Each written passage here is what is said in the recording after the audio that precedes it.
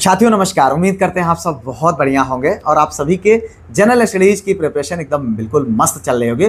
तो भैया आप जानते हैं शाम को 7 बजे के जनरल स्टडीज़ की इस क्लास के माध्यम से हम आपके आने वाले जो भी गवर्नमेंट सर्विसेज के एग्जाम्स हैं उनको टारगेट कर रहे हैं, उनके जनरल स्टडीज़ की प्रिपरेशन हम करा रहे हैं। इसके अतिरिक्त मॉर्निंग में करंट अफेयर की क्लास प्राप्त होती है। अगर आप चाहते हो इन सारी क्लासेस की आपको PDF मिल जाए, टेस्ट होता है उनमें पार्टिसिपेट कर सके, सारी वीडियोज़ बहुत व्यवस्थित तरीके से मिल जाए, तो आप हमारा IFL लिंक डिस्क्रिप्शन में जाओ, डाउनलोड करो और इन सारी चीज़ों को आप प्राप्त कर लीजिए। ठीक है भैया, आइए यहाँ पर शुरू करते हैं। लेते हैं पहला क्वेश्चन है औद्योगिक उत्पादन सूचकांक यानी IIP में सर्वाधिक भार किस क्षेत्र का है। ठीक है, which sector has the maximum weightage in the index of the industrial production. ठीक है, इंडेक्स ऑफ इंडस्ट्रियल प्रोडक्शन यानी IIP। तो भाई बताओ सही विकल्प। देखो मेरे भाई, मैं बार बार कहता हूँ कि जितने भी क्वेश्चन के आंसर आपको पता हो कमेंट किया करें उनके आंसर को, क्योंकि इससे चीज़ें आपको लंबे समय तक याद रहेंगी। अगर नहीं पता है तो मेरे बताने के बाद करें, लेकिन कमेंट जरूर करा करें। देखिए यहाँ पर आपको 4 विकल्पों में से सही विकल्प आपको बताना, खनन, उत्पादन, बिजली, प्राथमिक वस्तुएं। ठीक है, तो सही विकल्प क्या है भाई? यहाँ पर जो सही विकल्प है मित्र वो है बिजली। जी हाँ, जो सही विकल्प है वो है बिजली। औद्योगिक उत्पादन सूचकांक जिसको क्या बोला जाता है? इंडेक्स ऑफ इंडस्ट्रियल प्रोडक्शन यानी IIP एक संकेतक है। क्या है? एक इंडिकेटर है जो एक निश्चित अवधि में औद्योगिक उत्पादन में परिवर्तन को मापता है। अगर हम बात करें IIP का तो इसमें सर्वाधिक भार बिजली क्षेत्र का होता है। ठीक है, इसे जो है NSO यानी राष्ट्रीय सांख्यिकी कार्यालय के द्वारा मासिक रूप से प्रकाशित किया जाता है। ठीक है भैया, आगे बढ़ो। अगला क्वेश्चन, आंवले का सर्वाधिक उत्पादन करने वाला जिला। जी हाँ भैया, यहाँ पर आंसर करिएगा फटाफट। और हाँ, पता हो तो कमेंट जरूर करें, ना पता हो मेरे बताने के बाद कमेंट करें, लेकिन करिए जरूर। ठीक है, यहाँ पर देखिए जौनपुर, प्रतापगढ़, रायबरेली, सुल्तानपुर। तो बताओ भाई द हाईएस्ट आंवला जो है प्रोड्यूसिंग डिस्ट्रिक्ट कौन है? हमारा अपना जनपद क्या है भाई? नाम प्रतापगढ़। जी हाँ, याद रखें इसको। ठीक है भैया, तो यहाँ पर जो सही विकल्प है वो प्रतापगढ़ है। अगर हम बात करें प्रतापगढ़ का, खास करके पश्चिमी क्षेत्र जो है इस क्षेत्र में मतलब आंवला उत्पादन में बहुत आगे है। ठीक है, और यहाँ पर बहुत भारी मात्रा में आंवला का उत्पादन होता है और आंवला से संबंधित जो मतलब फल हैं, कह सकते हैं अचार, मुरब्बा, इस तरीके की जो चीज़ें हैं वो यहाँ पर बनती भी हैं। चलो भाई आगे बढ़ते हैं। अगला क्वेश्चन, निम्नलिखित में से कौन सही सुमेलित नहीं है? Which of the following is not correctly match. देखो यहाँ पर ये आपके जो है स्थल हैं। ठीक है, और यहाँ पर दूसरा क्या है? ये खुदाई करने वाले हैं। ठीक है, तो यहाँ पर आपको बताना है कि कौन सही सुमेलित नहीं है, एक आंसर आपको करना है। ठीक है, और हाँ भाई, वीडियो अभी तक आपने लाइक, चैनल को सब्सक्राइब, हाइप शेयर नहीं किया है तो तुरंत कर लीजिए भाई। बहुत मेहनत से आपको ये कंटेंट हम प्रोवाइड करते हैं। ठीक है, यहाँ पर अगर हम बात करें तो जो सही सुमेलित नहीं भैया वो धौलावीरा, BK थापर जो बताया जा रहा है वो गलत है। अगर हम बात करें धौलावीरा का तो ये कहाँ पर है? धौलावीरा कहाँ भैया? गुजरात में है। कहाँ है? गुजरात में। ठीक है, गुजरात में है और इसकी खोज 1967 से लेकर के 1968 के मध्य हुआ है। ठीक है, और इसमें जो है इसे डॉक्टर जोशी ने, JP जोशी ने खोजा है। किसने? डॉक्टर JP जोशी, इन्हीं ने। ठीक है, JP जोशी ने सुरकोटदा और धौलावीरा दोनों की खोज की है। ठीक है, अगर हम बात करें इसका उत्खनन कार्य जो शुरू हुआ है वो 1990-91 में डॉक्टर RS बिष्ट के निर्देशन में हुआ है। यहाँ से सुरक्षा गृह, ठीक है, तथा अन्य स्थापित अवशेष प्राप्त हुए हैं। ठीक है, इसलिए धौलावीरा, BK थापर ये जो दिया हुआ है ये सही सुमेलित नहीं है। चलो आगे देखते हैं अगला क्वेश्चन, प्राचीन भारत में निम्न में से किस एक ने नियमित रूप से सोने के सिक्के चलाए? सातवाहन, शक, कुषाण और पारसेन। बहुत इंपॉर्टेंट, और यहाँ देख सकते हैं ये सारे क्वेश्चन आपके सिलेक्टेड क्वेश्चन हैं, आपके एग्जाम में पूछे जाते हैं और पूछे जा चुके हैं और पूछे जा सकते हैं, तो इसलिए आप इनको विशेष ध्यान दें। यहाँ पर देखें आपके 4 विकल्पों में से आपको आंसर करना है। बताओ भाई फटाफट। सही विकल्प है भैया आपका कुषाण। जी हाँ, अगर हम बात करें प्राचीन भारत में सर्वप्रथम हिंद एवं शासकों ने स्वर्ण मुद्राएं जो है जारी की है और नियमित रूप से सोने के सिक्के चलाने का जो वाला शासक था वो कौन था? कुषाण था। कौन था? कुषाण था। कुषाण। ठीक है, सबसे पहले स्वर्ण सिक्के कुषाण शासक जो है भीम कडफिसेस ने चलाए थे। भीम कडफिसेस। इसके बाद कनिष्क था उसका उत्तराधिकारी, शासकों ने सोने की क्या की है? मुद्राएं चलाई भैया। ठीक है, चलो अगला देखो। यहाँ पर यह निम्नलिखित में से कौन सा स्थान गुरु नानक का जन्म स्थल था? पूछ रहा है क्या था? ठीक है। Which of the following place was the birth place of Guru Nanak, ठीक है। अमृतसर, नाभा, ननकाना, जो है यहाँ पर देखिए सुबह, नारेंद्र। आंसर करो, देखो, ठीक है। अगर हम बात करें यहाँ पर जो सही विकल्प है मित्र वो है क्या, ननकाना। जी हाँ, ननकाना, ना से जो है गुरु नानक, ना से ननकाना, मतलब नानक ननकाना, ठीक है। और सिख धर्म गुरु के प्रथम गुरु गुरुदेव नानक का जन्म की बात करें तो 15 अप्रैल, कब, 15 अप्रैल, ठीक है, 15 अप्रैल और जो है 1469 ईस्वी में, 1469, 15 अप्रैल 1469 ईस्वी में कार्तिक पूर्णिमा के दिन हुआ था। और इनका जन्म कहाँ हुआ था, तलवंडी गांव में, कहाँ, रावी नदी के किनारे स्थित प्रकाश जो पंजाब प्रांत का पाकिस्तान जिले में एक जगह का नाम था तलवंडी, और बाद में इन्हीं के नाम पर उस जगह का नाम क्या बन गया, ननकाना साहिब पड़ा, ठीक है। चलो, इतना आपको यहाँ पर इस क्वेश्चन संबंधित जानना चाहिए। आगे देखो, निम्नलिखित में से मुस्लिम लीग के किस अधिवेशन में दो राष्ट्र के सिद्धांत का प्रतिपादन हुआ। लाहौर अधिवेशन 1940, बम्बई अधिवेशन 1915, दिल्ली अधिवेशन 1918, कलकत्ता अधिवेशन 1917, ठीक है। चलो, अब देखो भाई, जो सही विकल्प यहाँ पर है वो है लाहौर अधिवेशन। क्या, लाहौर अधिवेशन, लाहौर सेशन में 1940 में जो हुआ था, और उसमें मुस्लिम लीग अध्यक्ष मोहसिन अली जिन्ना ने, मोहम्मद अली जिन्ना ने घोषणा किया कुछ मुख्य बिंदुओं पर।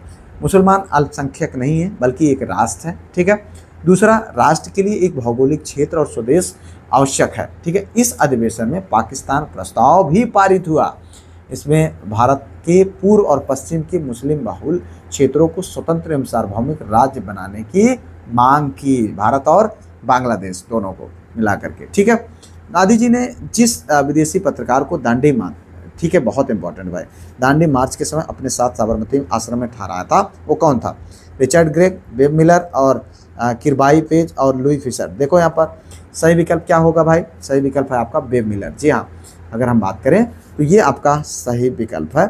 वेब मिलर जो कि अमेरिकी पत्रकार था, दांडी मार्च के समय गांधी जी ने उन्हें साबरमती आश्रम में ठहराया और उन्होंने धरसाड़ा सत्याग्रह में पुलिस की जो बर्बरता हुई थी, जो महिलाओं पर भी लाठियां बरसाई गई थी, उसका आंखों देखा हाल सुविधा जो है दुनिया के सामने उन्होंने पहुंचाया, और जिसका बहुत बड़ा इम्पैक्ट पड़ा कि ब्रिटिश गवर्नमेंट पर दबाव बनने लगा, ठीक है। और इनके लेख से ब्रिटिश सरकार की कठोर नीतियों का पर्दाफाश भी हुआ था, ठीक है। चलो, एक भारतीय नागरिक द्वारा व्यक्तिगत स्वतंत्रता मुख्य रूप से किस याचिका के माध्यम से सुनिश्चित की जा सकती है। बंदी प्रत्यक्षीकरण, परमादेश, प्रतिषेध, उत्प्रेक्षा एवं अधिकार प्रेक्षा। देखो भाई, आपको आंसर करना है। अब देखिए यहाँ पर जो सही विकल्प है वो है बंदी प्रत्यक्षीकरण, यानी हैबेस कॉर्पस। अगर हम बात करें भारतीय संविधान अनुच्छेद 32 और 226 के अंतर्गत सर्वोच्च व उच्च न्यायालय, यानी ये अनुच्छेद 32 जो है सर्वोच्च न्यायालय के लिए और उच्च न्यायालय के लिए 226, ठीक है, अनुच्छेद के तहत जो है रिट जारी कर सकने का प्रावधान है, ठीक है। 5 प्रकार की रिटें होती हैं और बहुत इंपॉर्टेंट है, क्योंकि अनुच्छेद 32 जो है इसी को संविधान जो है भीमराव अम्बेडकर साहब ने संविधान की आत्मा बताया, और इसमें 5 प्रकार की रिटें दायर की जाए। हैबेस कॉर्पस जैसे बंदी प्रत्यक्षीकरण, परमादेश, प्रतिषेध, उत्प्रेक्षण और अधिकार प्रेक्षा।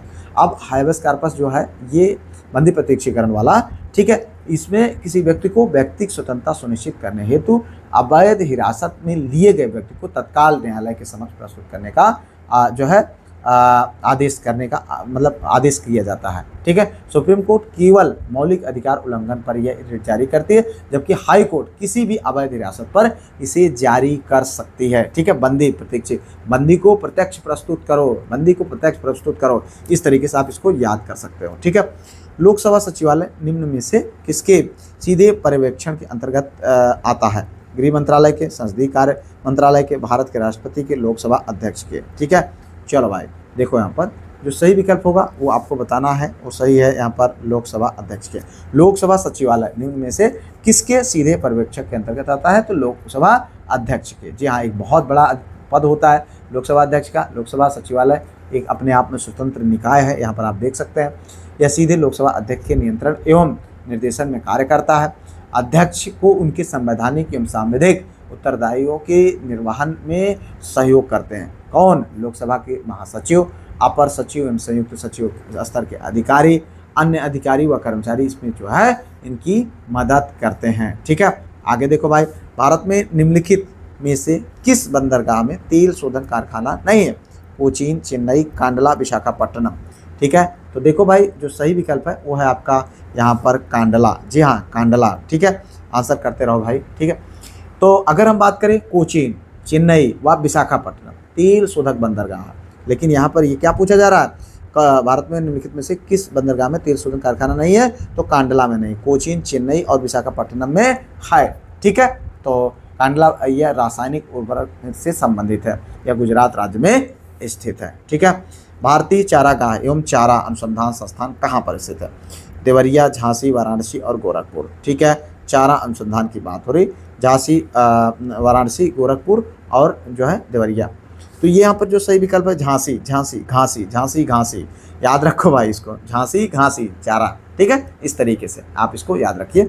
इसका हुआ था 1962 में। कब हुआ था? 1962 में इसकी स्थापना हुई थी और इसका उद्देश्य था कि चारा उत्पादन एवं उपयोग पर अनुसंधान करना, राष्ट्रीय एवं अंतर्राष्ट्रीय स्तर पर प्रचार प्रसार करना, समन्वित विकास में योगदान करना। अब इसको जैसे झांसी यानी चारा, चारा घास होता है ना, तो झांसी, घासी से इस तरीके से आप इसको याद कर लीजिए भैया। ठीक है, आगे बढ़े भैया। अगला क्वेश्चन यहाँ पर देखो, सौर ऊर्जा की सबसे महत्वपूर्ण भूमिका है, the most important role of solar energy is in, किसमें? जो है कार्बन चक्र में, ऑक्सीजन चक्र में, नाइट्रोजन चक्र में, जल चक्र में।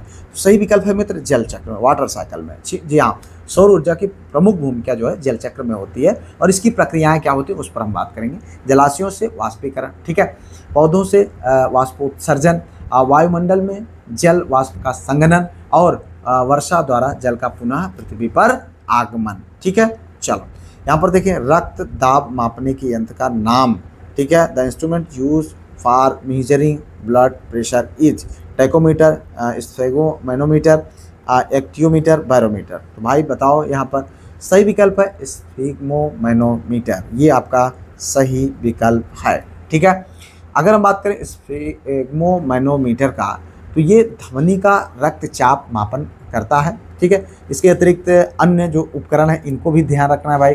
ठीक है, जो एक्टियोमीटर होता है, एक्टियोमीटर होता है, ये क्या है? ये सूर्य किरणों की तीव्रता को मापता है। ठीक है, हम बैरोमीटर की अगर हम बात करें, ये क्या करता है? वायुमंडलीय दबाव को मापता है। अगर हम ट्राइकोमीटर की बात करें तो ये भैया मोटर वोट या वायुयान की गति को मापता है। ठीक है, इतना ध्यान रखना चाहिए। आगे बढ़ो, अगला क्वेश्चन यहाँ पर, धब्बा रहित लोहा बनाने में लोहा के साथ प्रयुक्त होने वाली महत्वपूर्ण धातु एल्युमिनियम, क्रोमियम, टिन और कार्बन क्या है?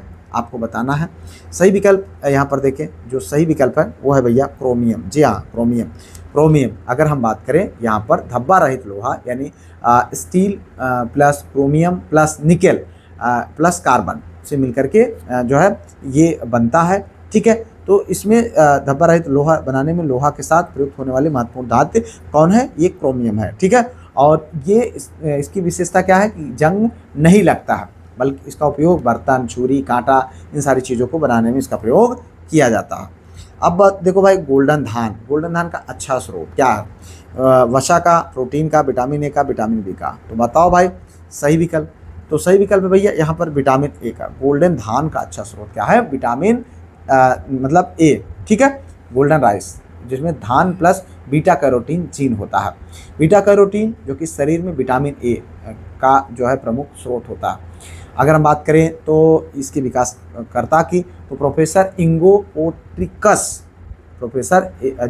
प्रोटिकस और डॉक्टर पीटर बेयर तक जो है ने इसे पेटूनिया पौधे से जीन लेकर धान में प्रविष्ट कराया था।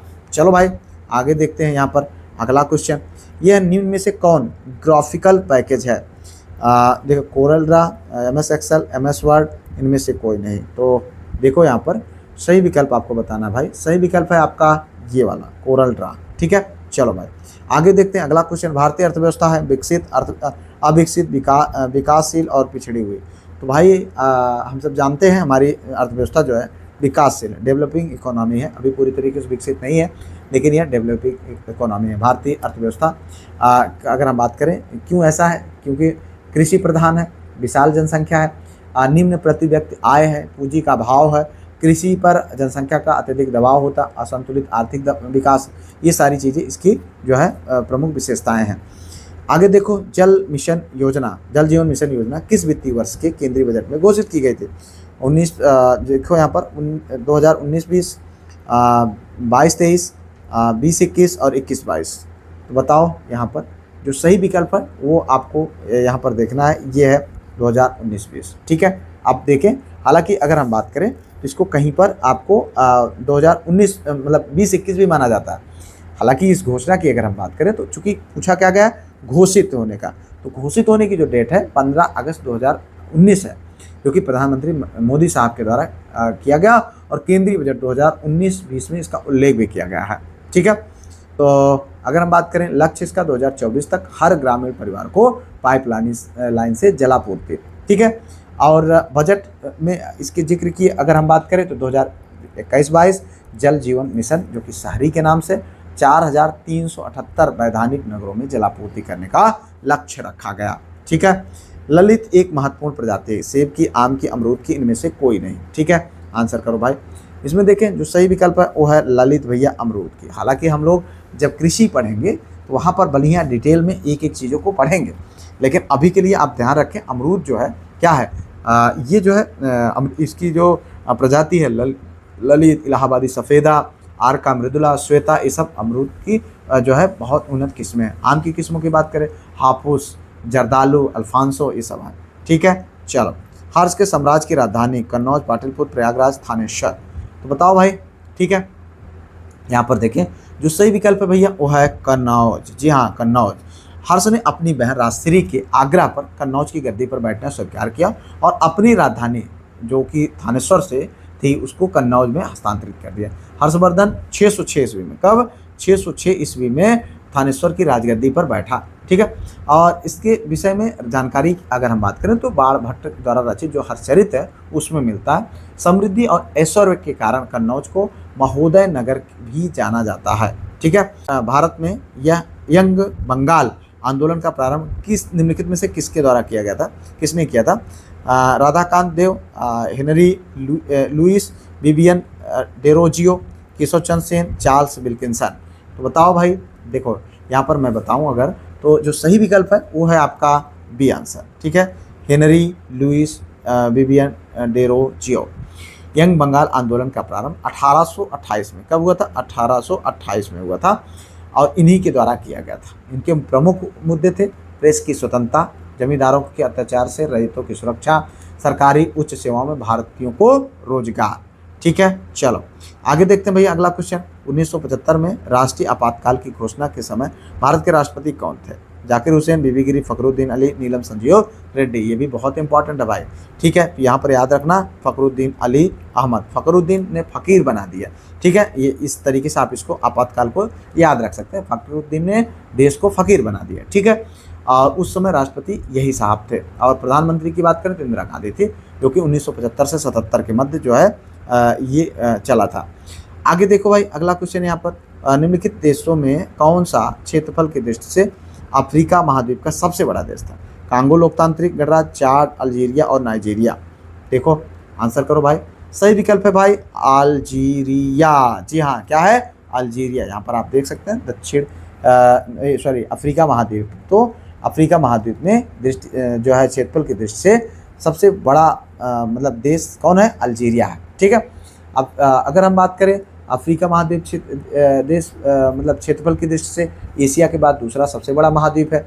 अफ्रीका का सबसे बड़ा देश अल्जीरिया है, सबसे छोटा देश सेशेल्स है। अफ्रीका का सबसे अधिक जनसंख्या वाला देश कौन है? नाइजीरिया है। ठीक है, ये फैक्ट आपको ध्यान रखना है। आगे देखते हैं अगला क्वेश्चन। जब रक्त में ऑक्सीजन की सांद्रता में कमी आती है तो सांस की गति कम हो जाती है, बढ़ जाती है, परिवर्तित नहीं होती है। तो क्या होता है? बढ़ जाती। भाई सांद्रता की कमी हो जाती है तो क्या करेगा? ऑक्सीजन को और लेने के लिए जल्दी जल्दी सांस लेना पड़ता है। रक्त में ऑक्सीजन की सांद्रता कम होने पर श्वास की गति तेज हो जाती है, बढ़ जाती है भाई। ठीक है, कारण क्या है? लगातार कार्य या दौड़ने पर ऑक्सीजन कोशिकाओं का कोशिकाओं तक पर्याप्त मात्रा में नहीं पहुंच पाती है। कौन? ऑक्सीजन। और इसकी वजह से व्यक्ति हाँफने लगता है, थकावट महसूस करता है। आराम करने पर ऑक्सीजन की पूर्ति होने में से तब स्थिति जो है सामान्य होती है। रेपो दर वह दर है जिस पर कौन? बैंक भारतीय रिजर्व बैंक को उधार देते हैं। भारतीय रिजर्व बैंक बैंकों को उधार देते हैं। भारतीय रिजर्व बैंक जो है राज्य सरकार को उधार देते हैं। उपरोक्त में से कोई नहीं। क्या पूछा जा रहा है? रेपो दर। जी हाँ, इसमें जो सही विकल्प है मित्र वो है आपका बी आंसर, यानी भारतीय रिजर्व बैंक बैंकों को क्या देता है, उधार देता है। ठीक है, अगर हम बात करें तो रेपो दर वह दर है जिस पर भारतीय रिजर्व बैंक वाणिज्यिक बैंकों को अल्पकालिक आवश्यकताओं हेतु ऋण देता है। ठीक है, इसका उद्देश्य क्या है, लिक्विडिटी बनाए रखना, मुद्रास्फीति को नियंत्रित करना। अब अगर हम बात करें रिवर्स रेपो रेट वह दर होता है जिस पर आरबीआई थोड़े समय के लिए बैंकों से धन उधार लेता है। ठीक है, तो दोनों चीजें हैं यहाँ पर। अब देखो उत्तर प्रदेश में पूर्वांचल एक्सप्रेसवे निम्नलिखित में से किस नगर से नहीं गुजरेगा, यूपी स्पेशल है भाई, फैजाबाद, बस्ती, आजमगढ़, मऊ। तो सही विकल्प क्या है मेरे भाई, तो यहाँ पर बस्ती है, जो कई बार हम लोग देख चुके हैं। आगे देखते हैं अगला क्वेश्चन। यहाँ पर अगला क्वेश्चन है भैया, मुगल शासन में, ठीक है, मीर बख्शी का कर्तव्य था न्याय देना, आय व्यय लेखा रखना, किसानों से टैक्स वसूलना, भू राजस्व अधिकारी का पर्यवेक्षण करना। ठीक है, तो ये एक बहुत बड़ा पद होता था मुगल शासन में। ठीक है, यहाँ पर देखिए जो सही विकल्प है मित्र वो है भू राजस्व अधिकारियों का पर्यवेक्षण करना। मुगल शासन में मीर बख्शी जो है सैन्य विभाग का प्रमुख होता था। इसके प्रमुख कर्तव्य कुछ होते थे, जैसे भू राजस्व अधिकारियों का पर्यवेक्षण करना, सैनिकों के वेतन व संगठन की देखभाल करना, शस्त्र, वस्त्र, घोड़े और रसद का प्रबंधन करना, मासिक वेतन निर्धारित और पदोन्नति करना। मनसबदारी व्यवस्था के कारण जो इसके अधिकार जो है बहुत बढ़ गए थे और इसकी नियुक्ति बादशाह द्वारा होती थी। ठीक है, चलो भाई आगे देखते हैं अगला क्वेश्चन। भारतीय संविधान के निम्नलिखित अनुच्छेदों में से कौन सा समान नागरिक संहिता से संबंधित है, अनुच्छेद 41, 43, 44 और 42। तो आप जानते हैं ये सही विकल्प क्या है, 44, और ये नीति निर्देशक तत्व के अंतर्गत आता है। राज्य का कर्तव्य है कि पूरे भारत में नागरिकों के लिए एक समान नागरिक संहिता लागू करे। ठीक है, चलो भाई आगे देखते हैं। यमुना नदी, हाँ यहाँ पर देखें, यमुना नदी निम्नलिखित सहायक नदियों के पश्चिम से पूर्व क्रम पर विचार करना है, बेतवा, केन, सिंध और चंबल। देखें यहाँ पर इस तरीके से नदियाँ आ जाती हैं एग्जाम में आपके, तो हालांकि इसको मैं डिटेल में और भी आपको अध्ययन कराऊंगा, तो इसलिए आप इसको बिल्कुल बिंदास रहें। देखिए यहाँ पर जो सही विकल्प ये देखो कूट है भैया, वो है 4, 3, 1, 4, 3, 1 2। ये जो है आपका 4, 3, 1, 2, 4। सबसे पहले यहाँ पर क्या पूछा रहा, पश्चिम से पूर्व, सबसे पश्चिम ये है, फिर सिंध आता है, चंबल के बाद सिंध, फिर उसके बाद नंबर आता है बेतवा का, फिर केन का। तो ये आपका सही आंसर हो जाएगा। आगे देखते हैं भैया अगला क्वेश्चन। जापान के निम्नलिखित 4 द्वीपों का उत्तर से दक्षिण क्रम में आपको सम्मिलित करना।